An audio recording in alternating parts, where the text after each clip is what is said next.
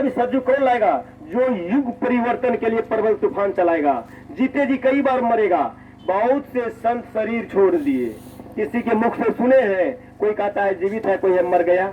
यह प्रश्नवाचक चिन्ह इस सृष्टि में जो अगर लगा हुआ है तो बाबा जय गुरुदेव और नेताजी सुभाष चंद्र बोस पर ही लगा हुआ है। इसके सिवा किसी में लगा ही नहीं है। जितने महापुरुष आए अपना समय से शरीर छोड़े, अपने हिसाब से कोई उसको दफनाया, कोई इसका दाह संस्कार कर दिया, ठीक ना, और उसमें कोई प्रश्न चिन्ह लगा नहीं। बाबा जय गुरुदेव नेताजी सुभाष चंद्र बोस में प्रश्न चिन्ह लगा, और वो जानते थे इस बात को। कौन? रविदास 550 वर्ष पूर्व, जो कि जय गुरुदेव शब्द भी आप नहीं जानते थे, हम नहीं जानते थे कि जय गुरुदेव शब्द है क्या।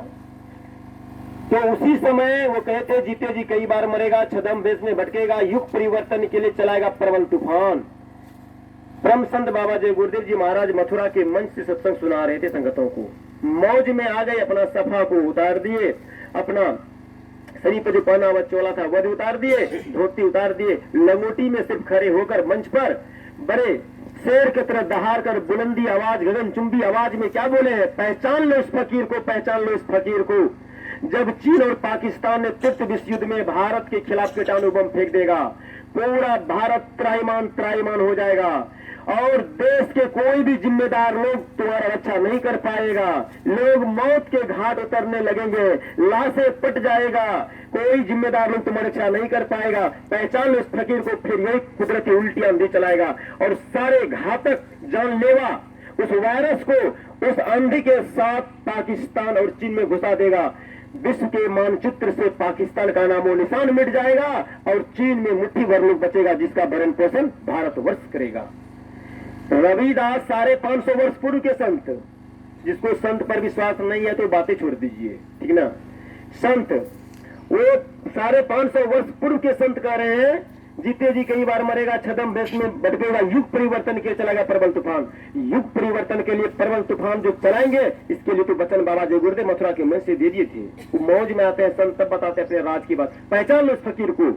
यही कुदरती उल्टी आंधी चलाएगा। आंधी जब उधर से आएगा ना, फिर इधर से आंधी को पलट दिया जाएगा।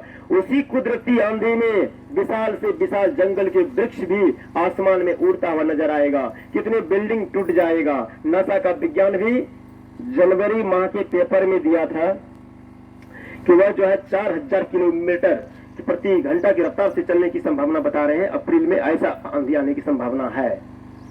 अब बतलाइए 250-300 किलोमीटर प्रति घंटा की रफ्तार से चले तो आंधी क्या क्या कर देगा। और 4000 किलोमीटर की प्रति घंटा की रफ्तार से जो है ना, ये पत्थर सब जो है आसमान में कागज के तिनके के समान उड़ता हुआ दिखाई देगा, तो फिर मनुष्य का क्या हाल होगा। अब कुदरती आंधी कौन चलाएगा? और वहां पर आज से 550 वर्ष पूर्व के संत भी कह रहे हैं, वो नाम नहीं बोल रहे जय गुरुदेव चलाएंगे, लेकिन फिर जय गुरुदेव चलाएंगे ऐसा नहीं कहे सूरदास। वो क्या कहे? जीते जी कई बार मरेगा, छदम वेश में भटकेगा, युग परिवर्तन चलाएगा प्रबल तूफान। जीते जी वही तो मरे हैं, किसी के नजरों में मर गए, किसी की नजरों में जीवित है, ठीक ना। कई बार उसका कई बॉडी में खेल हुआ है, जिसकी गुत्थियां अभी फंसी हुई है। परम संत बाबा जय गुरुदेव जी महाराज कहे हैं, मैं ऐसा गियर लगा दूंगा, कुशल से कुशल कारीगर भी उसको गियर को तोड़ नहीं पाएगा। तुम मेरे गले में 40 वर्ष तक ताबीज बनकर लटकते रहो, फिर भी तुम मुझे पहचान नहीं पाओगे। एक परम संत बाबा जय गुरुदेव जी महाराज की आवाज है। और मैं परिवर्तन करने के लिए आया हूँ, परिवर्तन करके जाऊंगा। और यह भी कहे, अब मेरा काम पूरा है, कुदरत आगे काम करेगा। और जब तक परिवर्तन नहीं हो जाता है, चाहे मुझे 400 वर्षों तक इस शरीर में क्यों ना रहना पड़े, मैं परिवर्तन करा के ही जाऊंगा। उससे पहले वो जा ही नहीं सकते हैं। लेकिन आज बहुत से लोगों की मान्यताओं में गुरु के वाणी पर भरोसा नहीं है। परम संत बाबा जय गुरुदेव जी महाराज कह रहे हैं, मैं परिवर्तन जब तक नहीं हो जाता मैं जाने वाला नहीं हूँ। चाहे इस शरीर में, ऐसा वो नहीं कि मैं दूसरा शरीर में धारण करूंगा फिर दोबारा आऊंगा, पंकज तिवारी के शरीर में मैं घुसूंगा और मैं परिवर्तन करूंगा, ऐसा वो नहीं कर रहे हैं। इस शरीर के बारे में बोल रहे थे, जो शरीर की आप हम जो है इस चर्म आंखों से देखा है, उस शरीर के बारे में बाबा जय गुरुदेव कह रहे हैं। बाबा जय गुरुदेव के वाणी पर भरोसा नहीं।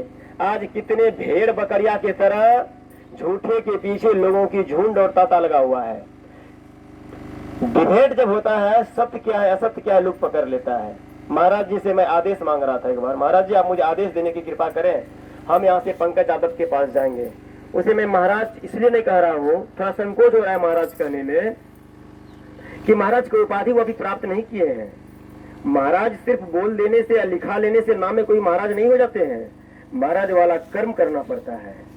जो गुरु के आज्ञा को सिरोधार करके कर्म करता है और गुरु की बहुत महती कृपा उस पर बरस जाती है, साधना का अनुष्ठान करते करते अपने जीवात्माओं के पिंड से ब्रह्मांड में चला लेता है, वो महाराज कहलाने का अधिकारी हो जाता है। ऐसे तो दाढ़ी बाल बढ़ाइए, कपड़ा बढ़ाइए और खूब बोलने के लिए सीख लीजिए। आज के समय में घर घर गांव गांव कस्बे कस्बे महाराज कहलाते चलिए, कोई दिक्कत नहीं है। प्रणामी भी मिलेगा, अच्छा भोजन भी मिलेगा, प्रसाद भी मिलेगा, सम्मान भी मिलेगा, और कोई पीछे में गाली भी देगा, सब काम होगा। टोटल काम चल रहा है सबका। तो वहां पर महाराज साहब, मैं पंकज यादव से बस यही सवाल करता कि परम संत बाबा जय गुरुदेव जी महाराज झूठे संत थे कि सच्चे थे, बताइए आप। वो तो उसके अभी पुजारी बने हुए हैं बाबा जय गुरुदेव के, तो वो तो कहेंगे कि सच्चे हैं। अब फिर तो दोबारा मेरा सवाल होता, अगर वे सच्चे हैं तो आप मुझे ये बतलाने की कृपा कीजिए क्या परिवर्तन हो गया।